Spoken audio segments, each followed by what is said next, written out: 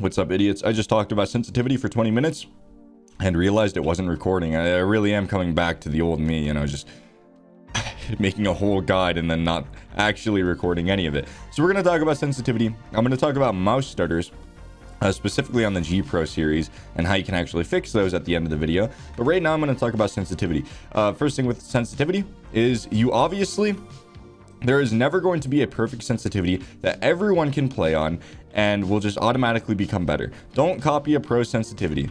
Don't do that. Like, find a sensitivity that works best for you.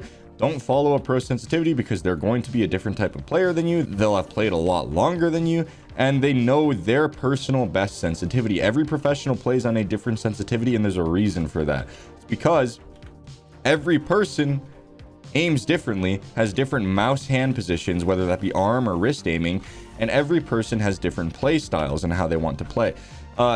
So for arm aimers specifically, they're going to play on a bit of a lower sensitivity. For wrist aimers, they're going to play on a higher sensitivity because all you're doing is using your wrist to aim. So they're going to be on a higher sensitivity. People using their arm are going to be on a lower sensitivity because they have all this range to play with. So they're going to have a lower sensitivity so they can take their time a bit more and adjust. And they have all that extra mouse pad room. For hybrid players using both, it's going to be in the middle end, which is where I play and which is kind of how I use my mouse. I'm a hybrid player. I use my arm for the macro flicks and my wrist for the micros. Take into account what role you play. If you're an entry fragger, you're going to want a bit higher of a sensitivity. If you are a controller or somebody that plays in the back line and trades off teammates, you're probably going to want a bit of a slower sensitivity so you can kind of take your time on those shots and line them up. But for entry fraggers that have to clear a lot of angles, you are going to want a fast sensitivity. So let's say you can do something like this where you dash in and you're instantly able to correct to heads of enemies. Now, with the lower sensitivity, it is good because you can, you know, it's a bit more controlled and you're able to actually line up shots a bit better. I struggle as a personally as a player, I struggle on these pixel shots because it's a bit harder for me to line things up because I'm playing on a faster sensitivity. That's like my main issue. So both sensitivities have their drawbacks. Lower sensitivities, you're able to actually line shots up better, but with higher sensitivities, you're able to react quicker and take fights at mid to short range a lot better. At short range duels, I tend to excel a lot and I win most of them because I have this faster sensitivity where I can quickly track and adjust to them. So I'm going to show you a few ways you can find your sensitivity and how to actually find the perfect one for yourself. Now, the easiest way I have found is using 2 exercises starting on my normal sensitivity. So let's say I'm playing on 0.43, which is what I'm playing on right now. I'm going to take that. I'm going to come into the range. I'm going to try these 2 exercises. I'm going to do some tracking for about 30 seconds. And I'm going to figure out where I'm lacking on my tracking. Yeah, that's pretty funny. That was a pretty good rhyme there. So I'm going to figure out how I'm lacking in which way. I don't really find myself to be lacking too much in my tracking. I feel like it's pretty spot on for the most part. So I'm not going to change it. I'm not going to do anything with it just based off of that assessment.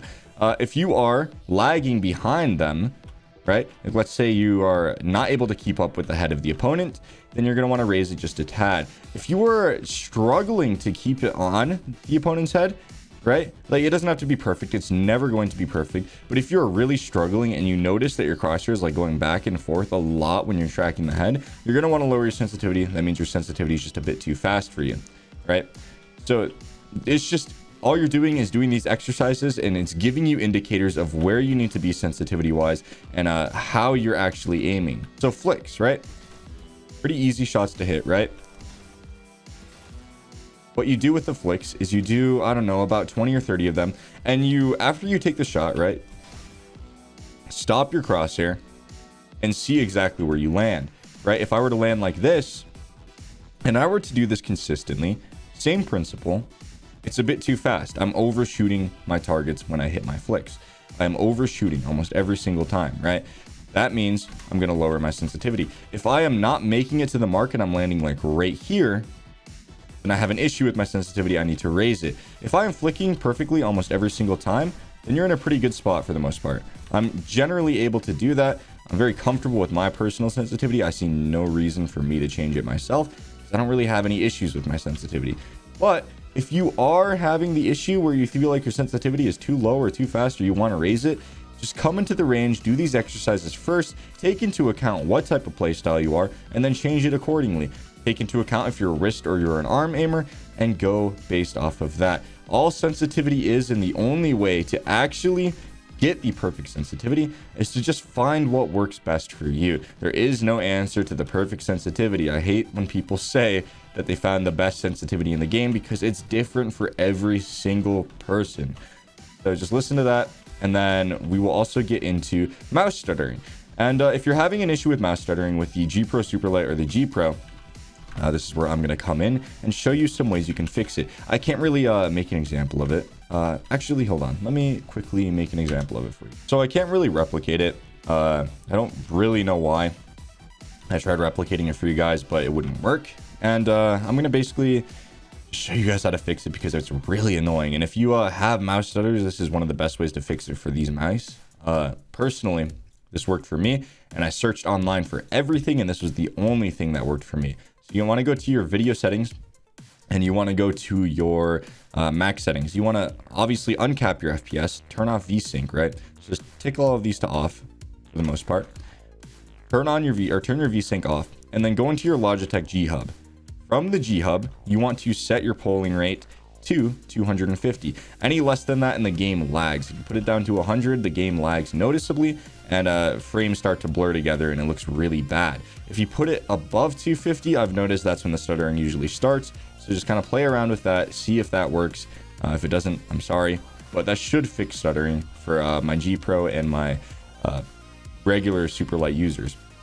Now, if that doesn't work, just try restarting your computer and make sure the G Hub is actually running when you're playing the game, and that should help for the most part. So yeah, hope you guys enjoyed the video. Bye.